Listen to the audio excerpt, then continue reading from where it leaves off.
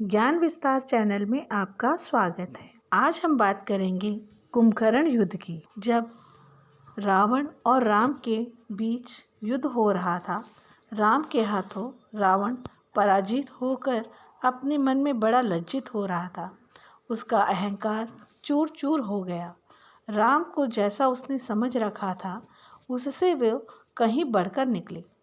उसके भीतर का बल थक गया था। रावण के बहुत से वीर मारे जा चुके थे। सेनापति प्रहस्त भी मारा गया। इस संकट के समय उसने अपने छोटे भाई कुंभकर्ण को जगाने की बात सोची। राक्षसों की एक टोली के साथ बहुत से भैंसे और मदिरा के साथ घड़े भेजे गए। कुंभकर्ण एक दिन जग कर पूरे 6 महीने सोता था। सब राक्षस मिलकर कुंभकर्ण को जगाने लगे। उन्होंने बाजे बजाए, उसके हाथ पैर, बाल और कान खींचे गए, फिर भी वह नहीं जागा। जब उस पर हाथी दौड़ाए गए तब वह जागा।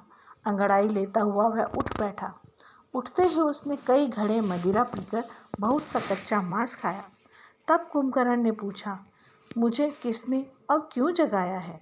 तब मंत्री ने कहा, महाराज रावण ने आपको याद किया है, बड़ी देर से आपकी प्रतीक्षा में है।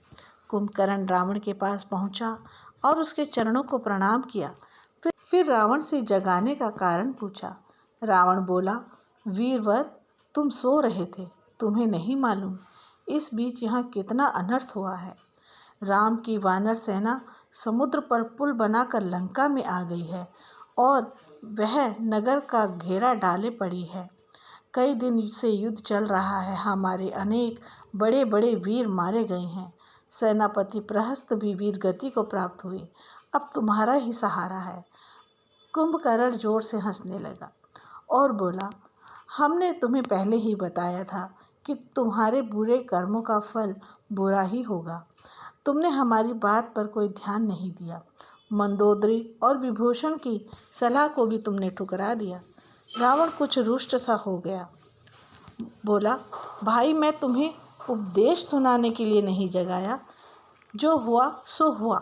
मुझे तुम्हारे पुरुषार्थ की ज़रूरत है। तुम्हारे पुरुषार्थ से ही मेरा संकट दूर हो सकता है। कुंभकर्ण को रावण पर दया आ गई। उसने कहा, तुम चिंता न करो भाई, अब मैं रणभूमि को जा रहा हूँ। राम लक्ष्मण को मारकर तुम्हें सुखी करूँगा। कुंभकर्ण की बात सुनकर रावण प्रसन्न हुआ और उसकी वीरता की प्रशंसा करके युद्ध के लिए उसे विदा किया। हाथ में एक बड़ा सा त्रिशूल लेकर कुंभकर्ण दुर्ग के बाहर आ गया। कुंभकर्ण को देखते ही वानर सेना में भगदड़ मच गई। अंगद ने बड़ी कठिनाई से उसे रोका।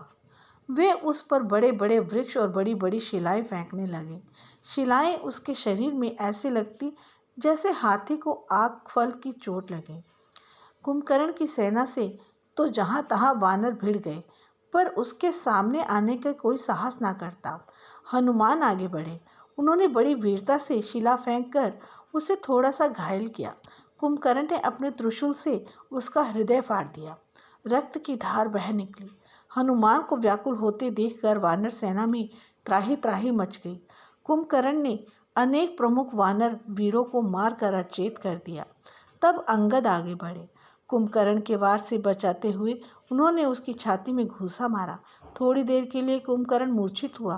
फिर उसने अंगद और सुग्रीव दोनों को अचेत कर दिया। अब लक्ष्मण कुंभकर्ण से युद्ध करने लगे। लक्ष्मण की बाण वर्षा से कुंभकर्ण प्रसन्न हुआ। वह लक्ष्मण से बोला, वीरवर, तुम युद्ध विद्या में प्रवीण हो, मैं मान गया। अब मुझे राम के सामने पहुंचने दो। मैं अब उन्हीं को मारना चाहता हूँ। लक्ष्मण ने संकेत से राम को दिखा दिया। राम तैयार खड़े थे। युद्ध छिड़ गया। दाहिने हाथ में कुंभकर्ण एक भारी मुद्गर लिए था। एक दिव्य बाण चलाकर राम ने कुंभकर्ण की वह भुजा काट दी। भुजा के नीचे गिरते ही कितने ही बानर दब गए। तब बाएं हाथ से वृक्ष उखाड़कर कुंभकर्ण राम की ओर दौड़ा। दूसरी भुजा भी राम ने काट डाली। तब वह मुंह फाड़कर राम की ओर दौड़ा। राम ने उसके दोनों पैर काट डाले, फिर भी वह नहीं मरा। तब श्री राम ने एक बाण से उसका सिर धड़ से अलग कर दिया। वानर सेना में श्री राम की जय जयकार होने लगी और इस प्रकार श्री राम ने कुंभकर्ण को मृत्यु का वरदान देकर उसे मोक्ष प्रदान किया। आपको यह जानकारी कैसी लगी? कमेंट बॉक्स में अवश्य बताएं।